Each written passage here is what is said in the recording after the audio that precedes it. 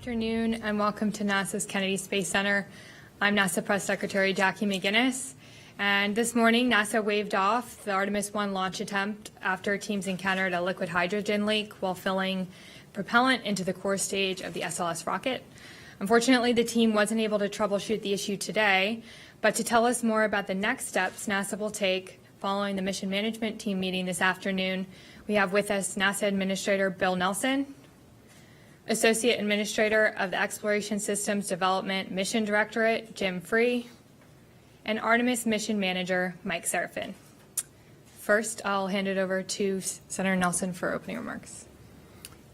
Well, while we don't have the launch that we wanted today, I can tell you that these teams know exactly what they're doing, and I'm very proud of them. You think back to previous space flights. The shuttle was sent back to the vehicle assembly building 20 times. I already shared with you my personal experience back in the early part of the space shuttle program of Hoot Gibson's crew having been strapped in, ready to go, and scrubbed 4 times with a delay of over the better part of the month. We do not launch until we think it's right. And these teams have labored over that, and that is the conclusion that they came to. So I look at this as a part of our space program, of which safety is the top of the list. They will tell you, starting with Jim, they'll tell you the specific reasons why they decided to stand down and what they think that the future holds. Just remember, we're not going to launch until it's right. And that is standard operating procedure and will continue to be. Thank you, sir.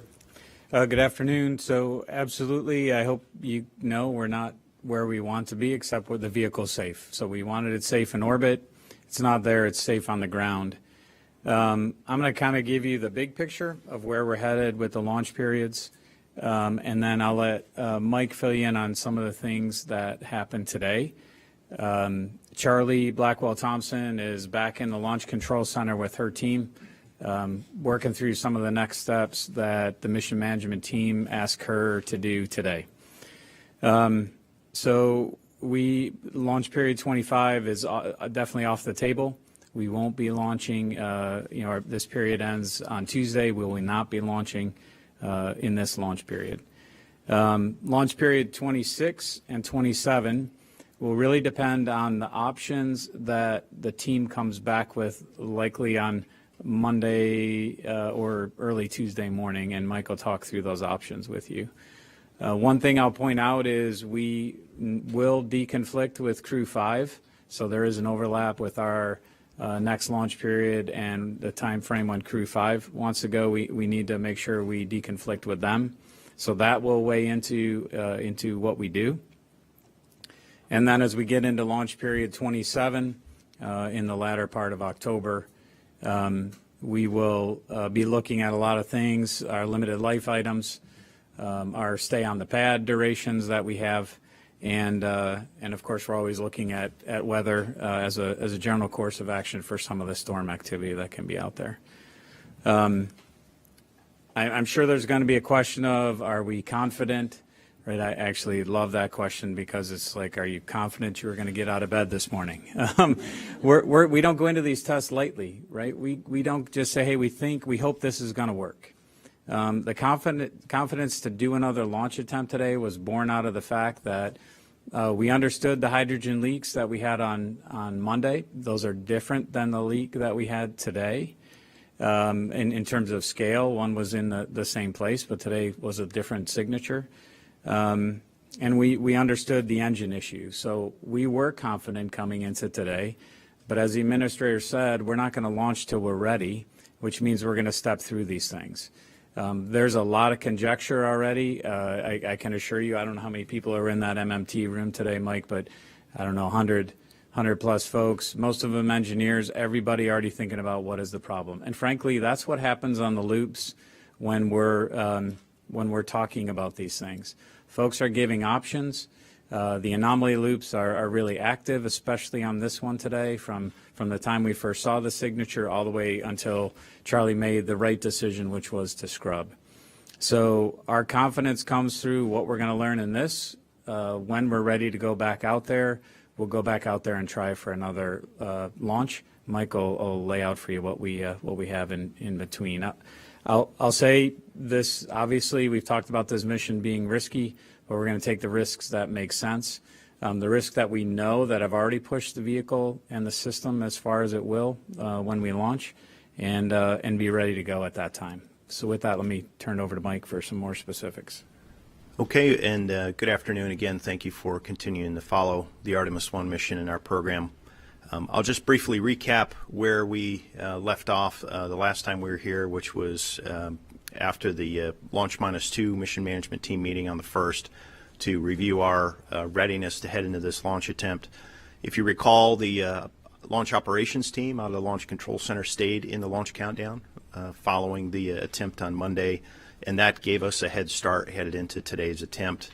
The team, when we came in for the tanking meeting, which was to decide whether or not to load the vehicle with the cryogenic fuel and oxidizer today, was on the timeline or slightly ahead, and it was a clean meeting. We met at 04:45 this morning, and we talked about our setup for the day, and there were a few items that we talked about, but most of those were of no particular constraint relative to setting up for our launch attempt. The team identified that they had 46 collision avoidance cutouts in the launch window. Most were a minute, most were just a few seconds. The longest ones were about a minute. We do have, at this particular time of year, a high propellant bulk temperature, which gives us more performance out of the rocket. So essentially, we have a hot rocket in terms of the performance to launch, and that actually, as we fly up through the Earth's atmosphere, pushes the higher end of the maximum dynamic pressure, or Q bar.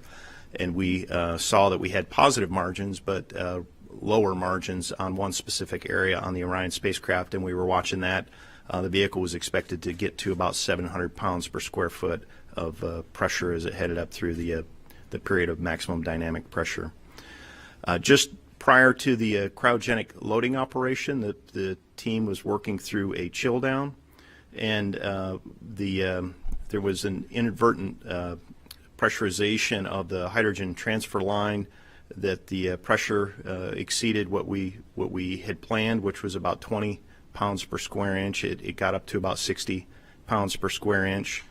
And the flight hardware itself, we know, is fine. We did not exceed the maximum design pressure, but there's a chance that the soft goods, or the seal in the quick disconnect at the 8-inch quick disconnect, saw some effects from that. But it's too early to tell exactly whether that was the cause of the hydrogen leak that we had today. What we do know is that we saw a large leak at the 8-inch quick disconnect today, and that leak started when we went from the slow fill to the fast fill.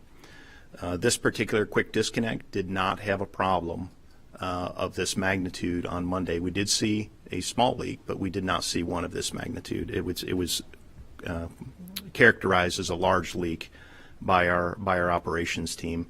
The team tried 3 times to resolve the leak, and all 3 times we saw a large leak. And as was discussed previously, if you can thermally stabilize both sides of that quick disconnect, we have a ground side and a flight side, and that is where the fluid flow occurs through. If you can chill that down and ensure that there's no differential temperature across that interface, sometimes the leaks can seal themselves or heal themselves. So the team attempted that. they attempted to essentially reseat the leak by increasing the pressure in there, and that was not successful.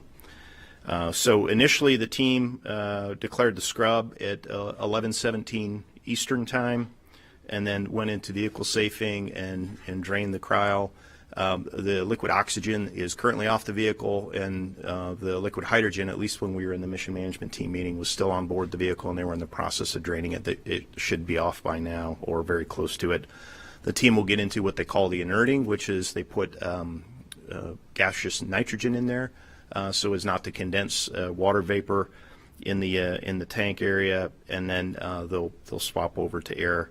What that does is it allows us to get the tanks back up to ambient conditions, and then for us to gain access.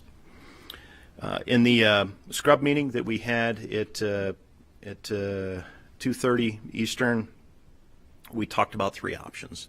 The first option was to simply demate and remate the umbilical at the pad, hoping that the soft goods would seal the leak up. But our confidence level, given the size of the leak that we saw today, was fairly low, that would solve the problem.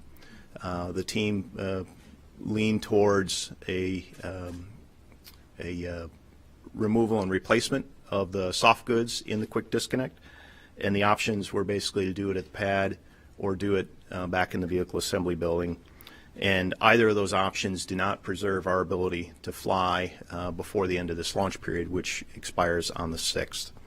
So the team is developing a series of schedule options, and we're going to hear about those early next week.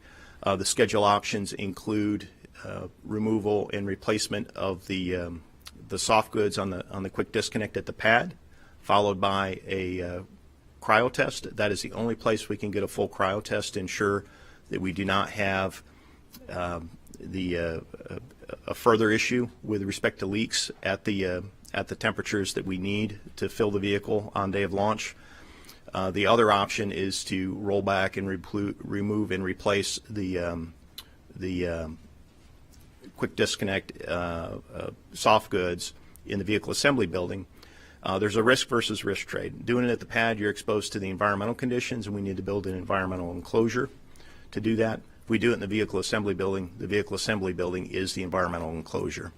However, we cannot test this quick disconnect in the VAB at cryogenic temperatures. We can only do it at ambient temperatures. So we're working through those options. The team, it's too early to say, but they're working through a fault tree analysis as to why we did not see a leak of this magnitude on Monday, but we're seeing it of this magnitude at today's attempt. And they're also looking at the chill down procedure to look at additional controls such that we don't have a reoccurrence of the inadvertent overpressure that we had earlier today. So all that said, we've talked about it before. This is an incredibly hard business. This is an initial test flight of this vehicle. As was said by Administrator Nelson, we're going to fly when we're ready. And as part of this initial test flight, we're learning the vehicle. We're learning how to operate the vehicle, and we are learning all of the things required to get us ready to fly.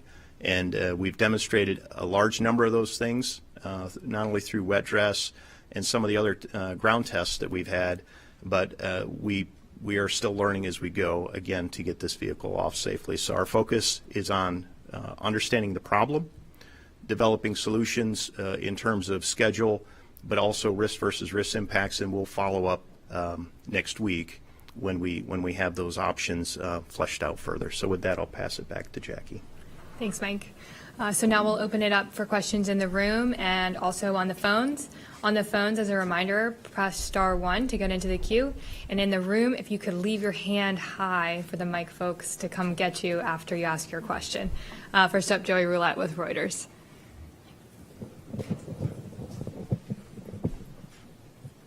Question for Mike. If you decide to roll back, and I know it's uncertain right now, what's the quickest you could roll SLS back out to the pad? What would that look like, and what other things would you have to do in the VAB while it's there?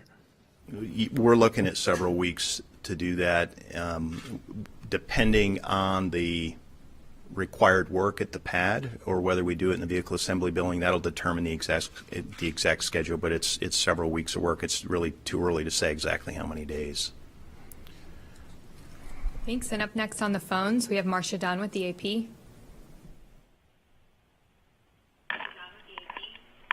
Yes, hi, can you hear me? We can hear you. Yes. I was wondering, so are you saying if you do the repairs at the pad and it seems to go well, you could still maybe get off in September by the end of the month before the SpaceX launch coming up at the beginning of October? Is that a possibility? And the way things stand right now, which way do you think you're leaning for? Thanks. I'll just take the first part of that. I think we still have our constraint on the range, with the range to test our flight termination system, which is right now we have 25 days. I think we're going to talk with the range about what the possibilities are. But in order to test our batteries, change out the batteries, we have to roll back for that. And I'll let you handle the options. Yeah, and Marcia, with respect to whether or not September, the latter part of September is still in the trade space, I think it's too early to tell. It really comes down to what does the fault tree analysis tell us, and what are the necessary changes and mitigations required in order to have confidence that we've resolved this large leak at the 8-inch quick disconnect. So I think we'll have a much better answer early next week, and right now it's just too early to tell. Thank you. Next, we have Tom Costello with NBC. Hi, good afternoon. Can I just clarify, you said that the line had been overpressurized up to 60 psi. Do you believe that overpressurization potentially caused the leak that then you were dealing with all day today? And any idea how that line was overpressurized? Yeah, I guess what I'd say is I think Mike talked about the fault tree. We have to go look at, is that a cause? Is that the cause? I'm sure it'll end up on the fault tree, but we have to run through all legs of that fault tree before we decide that's absolutely the cause. We do, I think, I forget how the words that you used last one. We kind of tune in this hydrogen. We did that on Monday. Monday we saw it start to go up, and we slowed the rate and did a manual fill. That's just part of the process, and we need to look, as Mike said, to automate that and get the places where it'll cut out if the pressure is going too high, so we don't hit that kind of command again. That'll be part of what we automate and practice for the next time. But it's on the fault tree. It's kind of tough to say right now, yeah, that is the absolute cause. Chris Davenport with the Washington Post. Oh.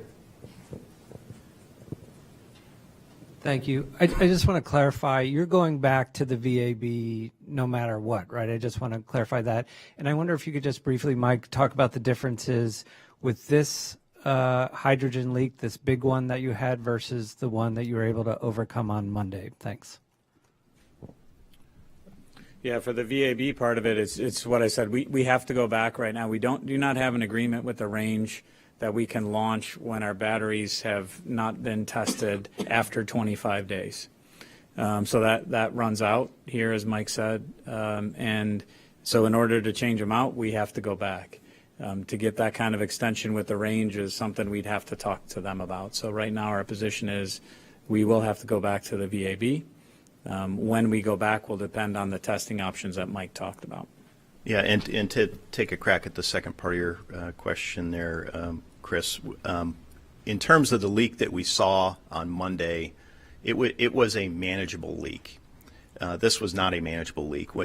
As soon as we started to get into fast fill, and we need to get into fast fill, again, as part of this delicate balance of you want to you want to load within the capability of the quick disconnect, which tells you want to slow it down, but you also want to speed it up so you can make your launch window. So you've got this balance between the flow rate and the pressure, and if there's a leak present, you need to manage that. So On Monday, the team was able to successfully work their way through that while staying below the hazardous concentration limit of the hydrogen that was leaking out.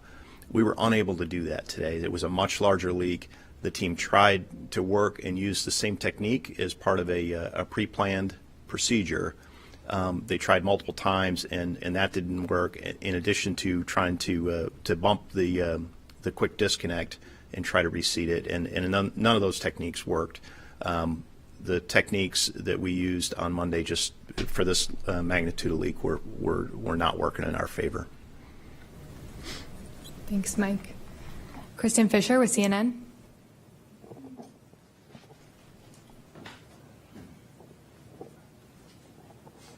Thank you. Just wondering if there is a precedent for getting an extension with the range on something like this. Has that ever been done before? Or if you all were to ask the range for that to allow the vehicle to stay on the launch pad before next attempt, would that be something that hasn't been done before? We work with them just recently to go from 20 to 25 days, showing them a lot of the technical data that they needed to see about the integrity of our system. So I'm confident there's probably been other ones. I can't quote the history, but I can tell you that we just negotiated with them to go from 20 to 25. Do you feel at least somewhat confident that there's a chance that perhaps this rocket could stay on the pad before next launch attempt? Well, that's. I mean, my conjecture is I don't know, because it's really their call. And I think we have data that probably supports it, and I know our folks are going to go talk to the range as soon as they're able to. But that's really, that's serious business that they deal with and we deal with, and we want to respect that this is their range and we're launching from it. Lauren Grush with Bloomberg. Hi, Lauren Grush with Bloomberg. I'm wondering if you can walk us through exactly what hardware you need to be replacing, exactly where it is, and how time-intensive that work will be. Thanks. Yeah, Lauren, so I'll take a crack at that. Right now, we're focused on the 8-inch quick disconnect and simply the soft goods, the seal that surrounds it. We need to get through the fault tree analysis to figure out exactly if there's anything else that needs to be accounted for.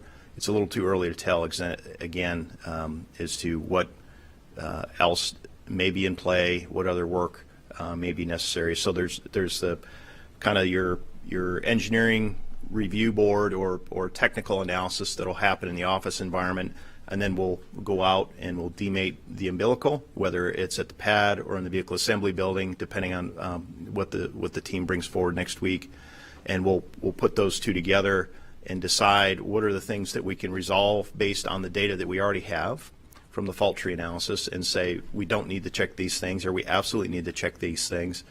And then we will also have some witness information when we demate the umbilical.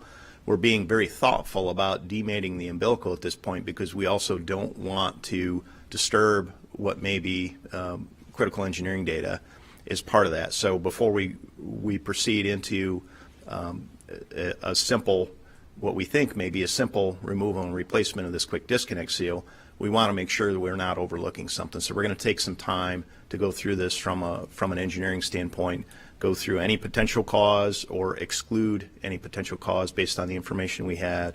So it's a little too early to tell exactly where we may need to do some work.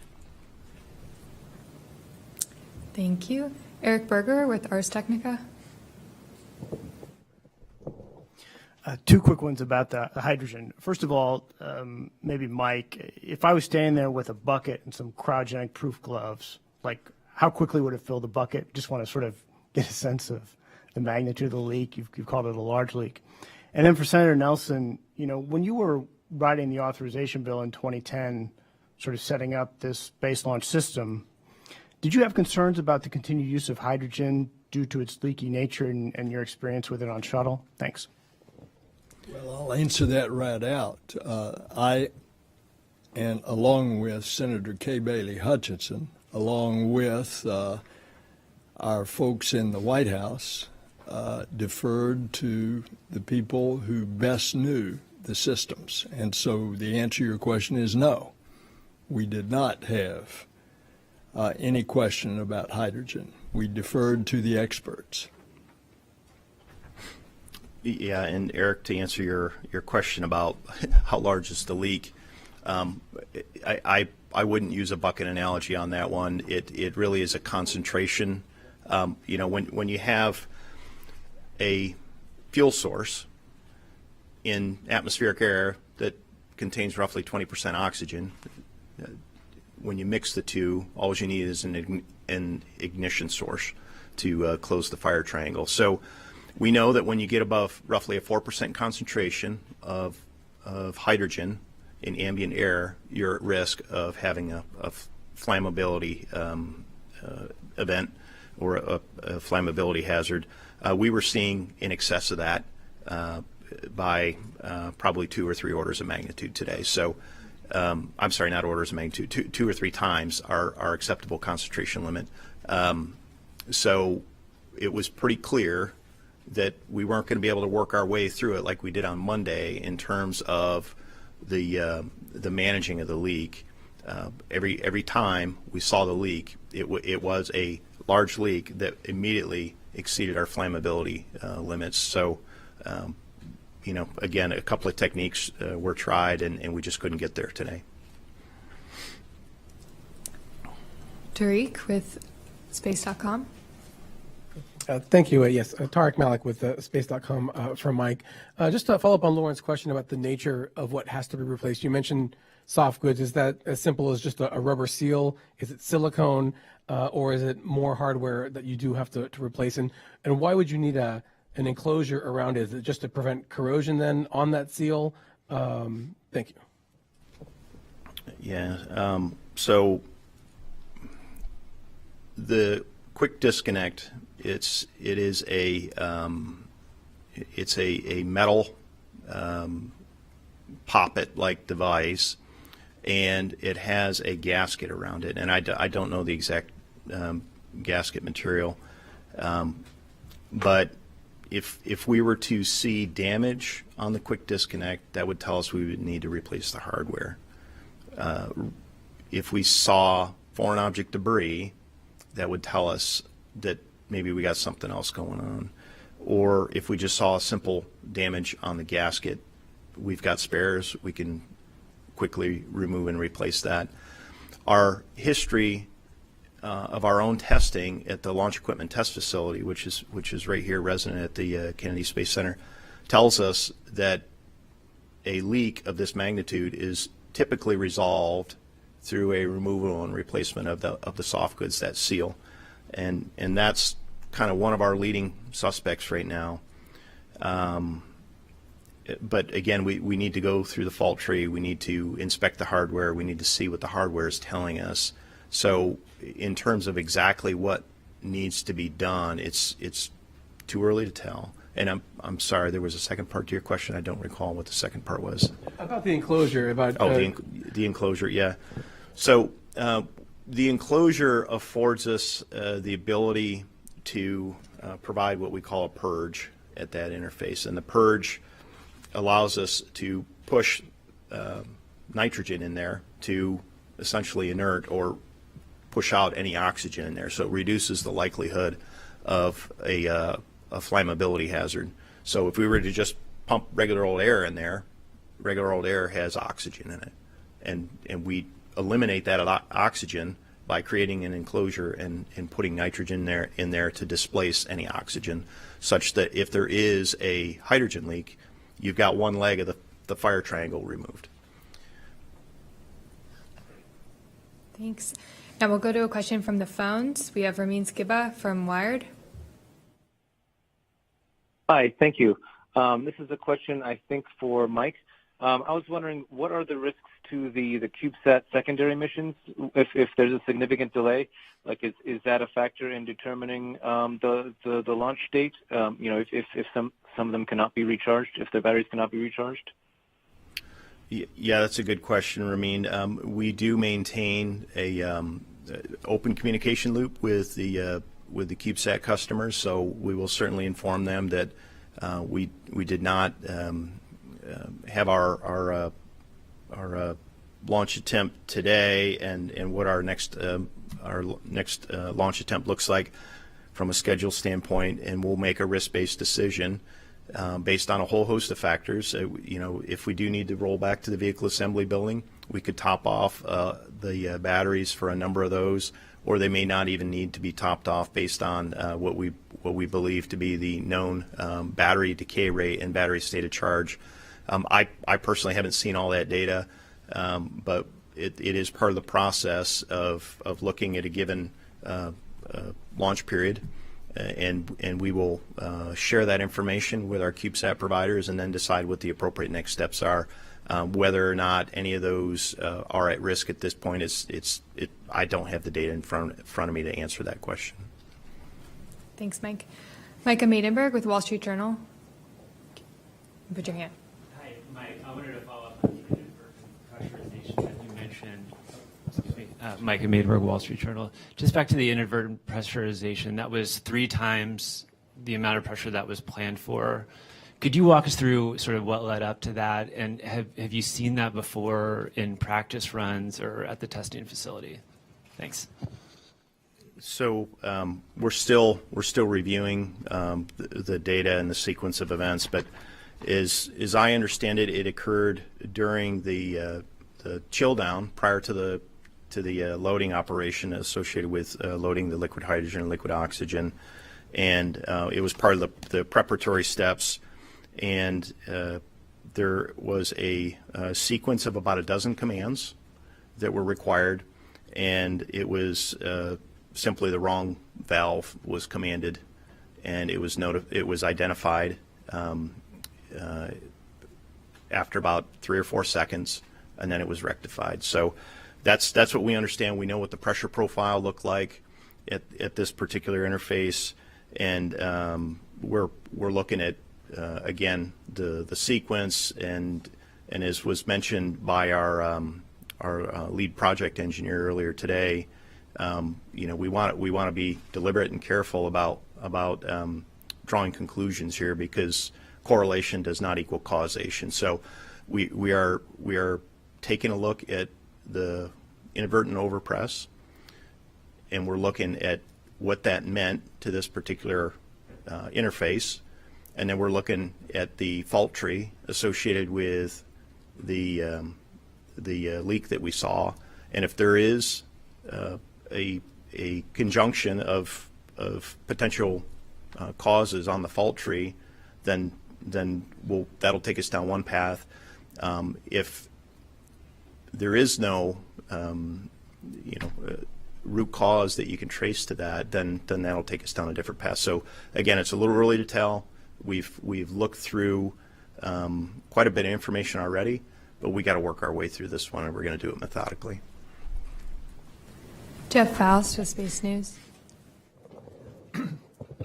Jeff Faust of Space News.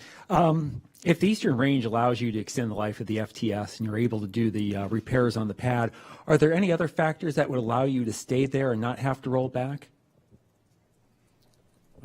I think what I said earlier is we have to look at our stay at the pad, because there's some, for Orion at the crew and service module, there's some constraints at how much time they can spend at the pad versus the winds.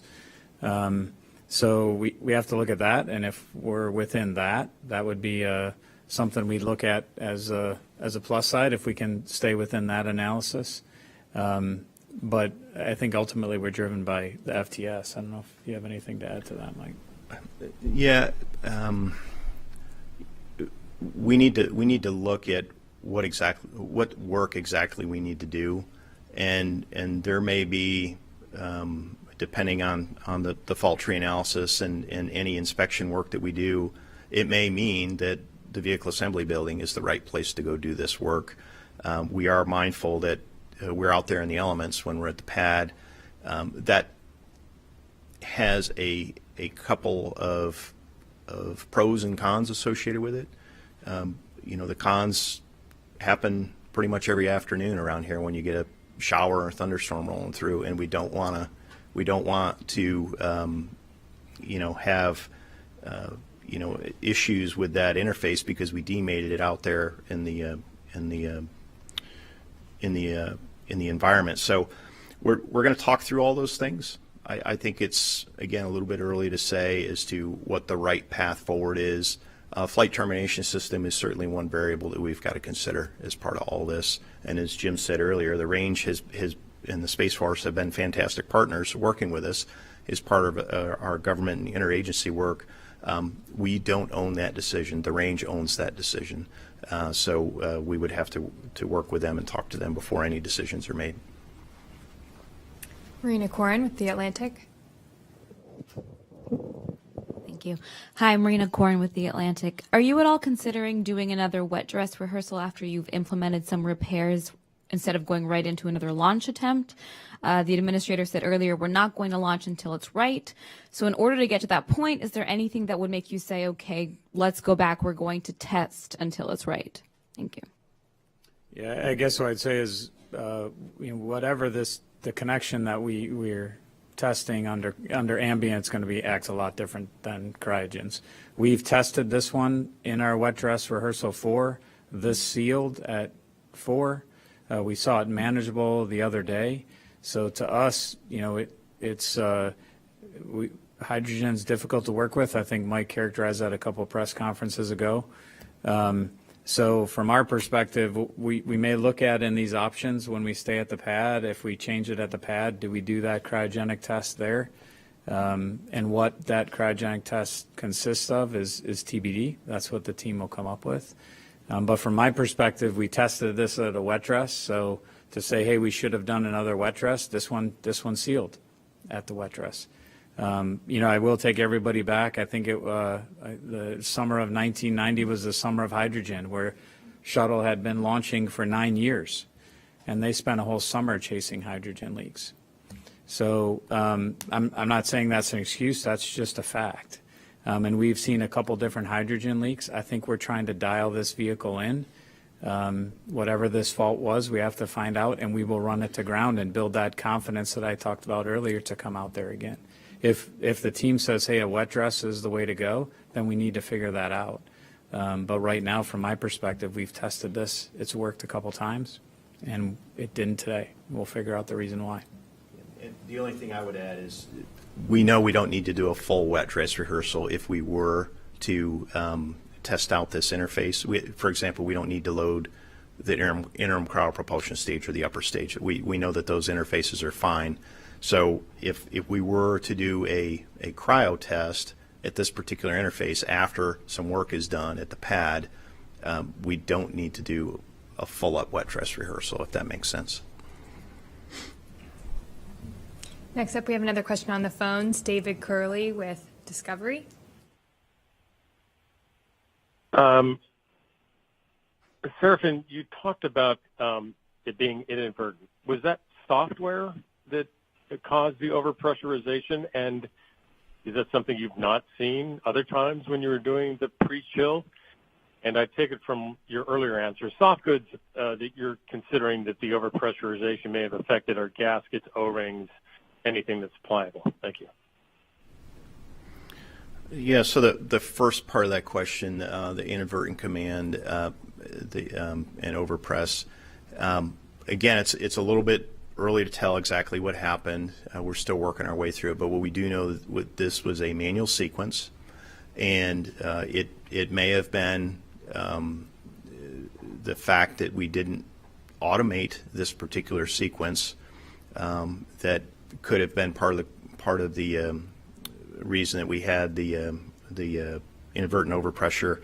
There are a whole host of other reasons that when you're an operator and you're working through a command sequence that could have also come into play. So we're just going to have to take time to look through it. We're going to look through the data, and we will go back and reassess exactly why this inadvertent command happened. In terms of soft goods, yes, it's basically a seal that is a non-metallic material. I don't remember what the particular material is, but yes, that's what we mean, or what I mean when I say soft goods. Thanks, Mike. Irene Klotz with Aviation Week. Thanks. I think this is probably for Mike. There was some time between the recommendation to scrub and when Charlie decided to call it a day. Was there additional troubleshooting that was being discussed as an option? Is there anything else that was gleaned from the activities that took place today? And then separately, is the sensor issue that we were here talking about a couple of days ago, is that a factor at all in any of these scenarios? Thanks.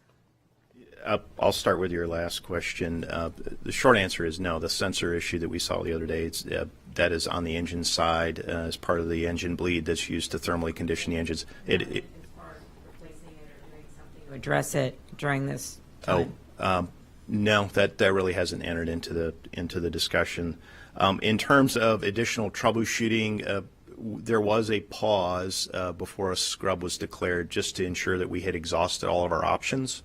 And we had some discussions come from our engineering team as to what a potential option may be, and it turned out to not be a viable option. So there were some ongoing discussions to ensure that we had really exhausted all of our options, and that's why there was a little bit of a pause towards the end before the scrub was declared. Here in the second row. Hi, my name is Jacob Sidesi. I'm a student tech reporter at WUFT News out of the University of Florida. I have two questions. One, so I know I heard earlier that the temperature affects how the rocket launch goes in some ways. So as summer goes into fall, goes into winter, how is this mission going to need to be adapted going forward this far into the future? And second of all, I know it's one you're not going to want to hear right now, but I want to ask it anyway. How does this pushback affect the timeline of the Artemis program as a whole? I'll take the second one. We are still planning Artemis II in 2024 and Artemis III in 25. Okay, and then in terms of temperature effects, because we have a combination of solid propellant in the boosters and liquid propellant in the core stage, the core stage really has no significant impact due to temperature other than what we call the boil off, which is you cause the propellant to go from a liquid to a gas, and you're not able to feed the engines as part of that. There's essentially no effect associated with that because as we go from summer into the fall months, because you load the cryo and then you go and you ensure that the tank is full before you go. In terms of the solid propulsion system, the lower the bulk temperature of the propellant, the lower the performance you get, and we know what the performance characteristics of these particular boosters are, and they've been tested throughout the full range. The summer months you get the most performance out of the solids, and the performance will be slightly lower in the fall. But when we looked at our performance numbers, they were eye-watering in terms of margin to our insertion altitude that we were planning. So we're not particularly concerned with performance of the rocket at this point. In the back here, behind Joey. Thank you. Manuel Masanti from Debate. Given these two cancellations and further delays, I would like to know how this affect the other payload on board, like the 10 CubeSats that we have. Is there any reason that we need to battery changes, or how this affect the CubeSats? Thank you. I think we answered the CubeSat question earlier. We know that we have limited battery life on the CubeSats, and we understand what the decay rate is. The customers of the CubeSats have been made aware of what our access is before the CubeSats were ever loaded. We also have payloads inside the Orion capsule, things like radiation monitors and a number of other things. And we know what the installed or baseline configuration was. Obviously, the longer you sit out there on the pad, the more radiation some of these sensors will accrue. But we also have witness sensors in there to help us understand what we accumulated during the space flight portion as opposed to here on the ground. So there are a whole host of things that we plan ahead and track, and at this point, that we're really focused on getting the vehicle ready, and we understand what the potential impacts are to the payloads and the CubeSats, whether they're in Orion or on the Space Launch System rocket as part of the 10 CubeSats. So, I think we've talked that. So. Here in the second row. Hi, Denise Vickers from WUFT at the University of Florida. My question is for the senator. We understand that you're not going until you're ready and that it's right. And we know that scrubs are a very natural part of all of the space missions. That said, I gotta believe that there's some level of disappointment. Can you describe the demeanor inside the LCC, and specifically how's Charlie Blackwell Thompson, and what did you say to her today, after the decision to scrub? The demeanor in the LCC is very professional. They do their job. Naturally, all of us, no more than all of us, including the LCC, wanted it to go today. But we also, and these guys that are the professionals know, it doesn't go until it's ready. Any words, anything, did you share any private moments with Charlie? How's she holding up? Anybody? Any comments to, keep her and her team everybody's motivated, but any other comments that you can share? I will say this before Mike answers that. This team is very aware of potential fatigue, and therefore they gave sufficient time off for the team. Yesterday, after the MMT, which occurred, I think, 2 days ago, L-2, they gave everybody the day off so they could regroup and rest. And that's part of the lessons that came out of the Challenger report. Fatigue was a factor there. Mike? Yeah, in terms of the firing room and Charlie in particular, one of the things that's one of the things that I particularly enjoy about the agency is you surround yourself with amazingly capable people and some amazing leadership, and Charlie's certainly one of those amazing leaders that we have in the agency. When I was talking to her about the scrub decision, she was focused, head in the game. She was, focused on the operation and the flight hardware and safing the vehicle and ensuring that her team had what they needed to get through the remaining operation. And that's kind of natural when you come from the operations realm. There's definitely time to reflect on that after you come out of the firing room, on the drive home, or once you're home. But that was neither the time nor the place, and she didn't show any inkling that she was focused on anything other than the right decisions for her team and for the spacecraft and for the rocket. Thank you. Marcia Smith, the Space Policy Online. Marcia Smith, spacepolicyonline.com. Jim and Mike, I know you've both discussed this already a couple times, but I'm still unclear about the decision as to whether or not you're going to roll back. Jim, I heard you say you must roll back because of the FTS batteries. Mike, I heard you say if you roll back, then you might be able to recharge the CubeSats.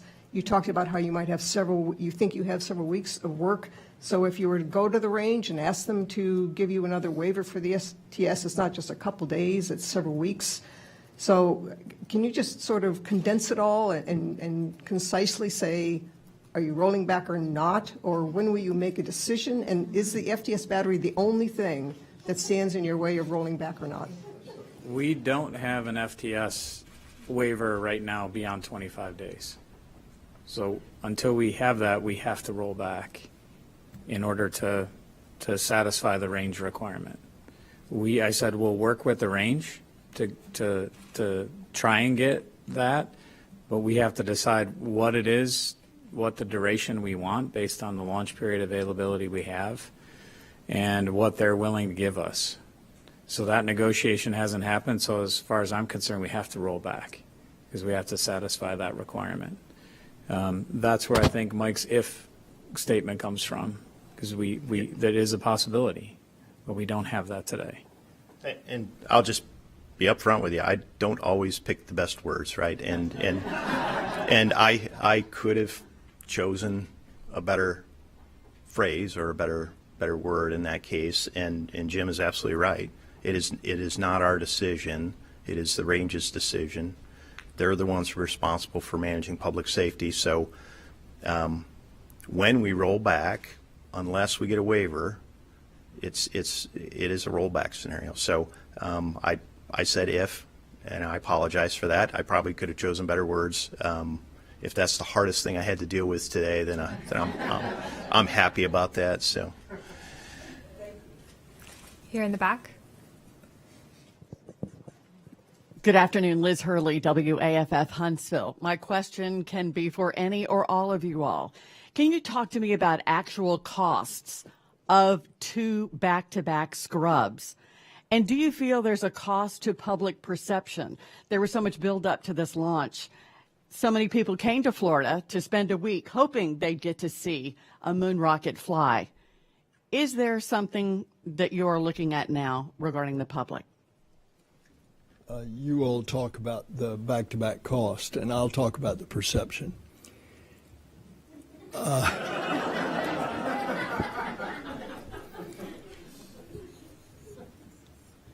You know, space is the place.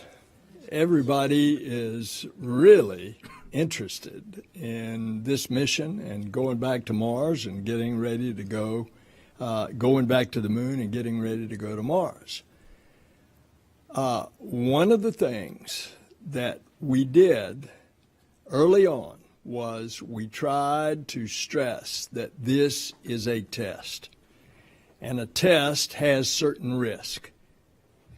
And we pounded that in every public comment that we had in order to get expectations in alignment with reality. And yet human nature is what you know it is. People are ready. You saw the crowds out here on Monday morning. A lot less crowds today. However, the nature of humans is that we want to see it and participate in it. And yet, despite all that, that's why these guys are such consummate professionals. They do it by the book and when it's ready. And as far as costs, I mean, I can't give you a number. I can tell you the cost. There's commodities we use with oxygen and hydrogen.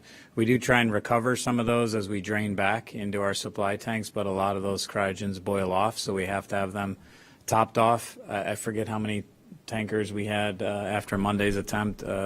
Exactly, I think we had like 5 or 6 waves, as we remember Charlie talking about. But the exact cost of that oxygen, hydrogen, I can't tell you off the top of my head.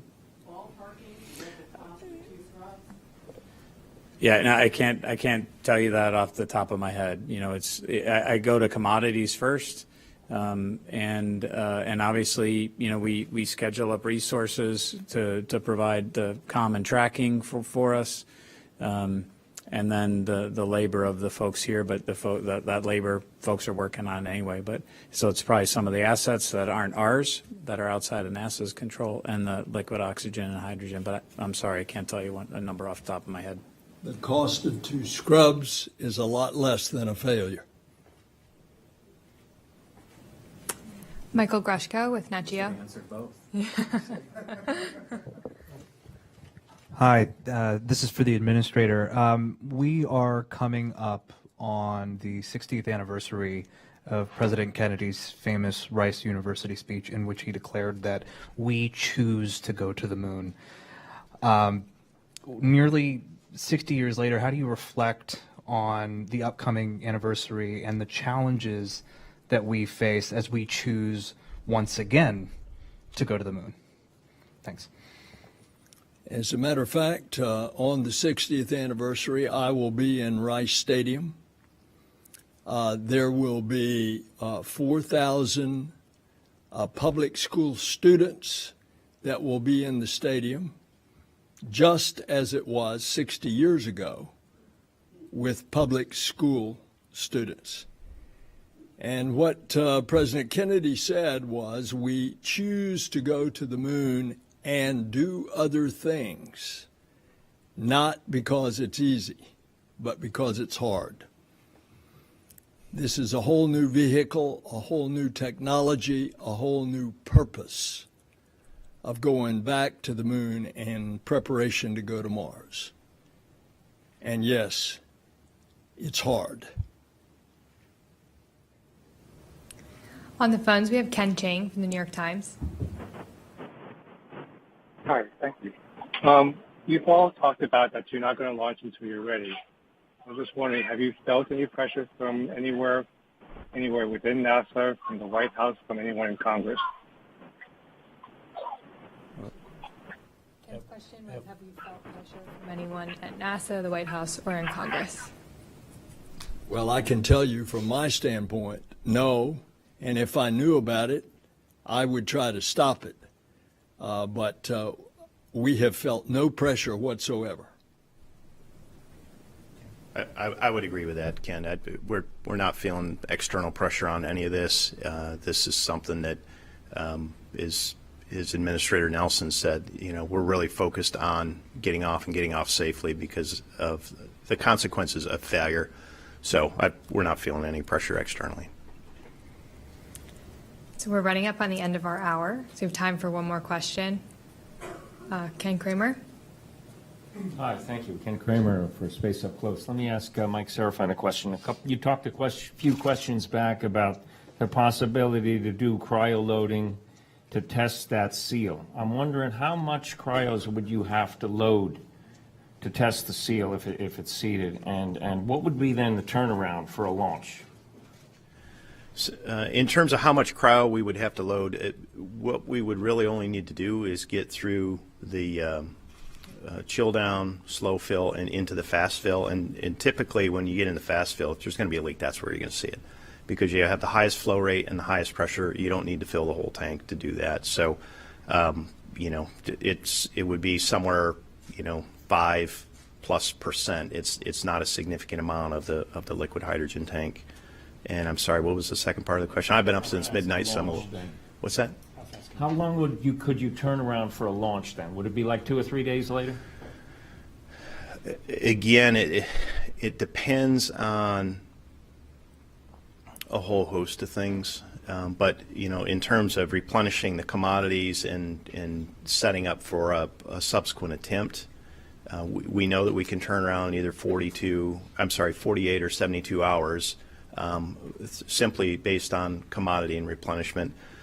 If there were additional engineering investigations or additional work that we needed to do following a cryo test at that interface, it is something that would have to be factored in the plan. We're gonna understand this better next week, but in terms of the first part of that question, it's not a significant amount of the cryo compared to the full load of the tank. Thanks, Mike. As we said earlier, we'll have an update for you next week on the path forward.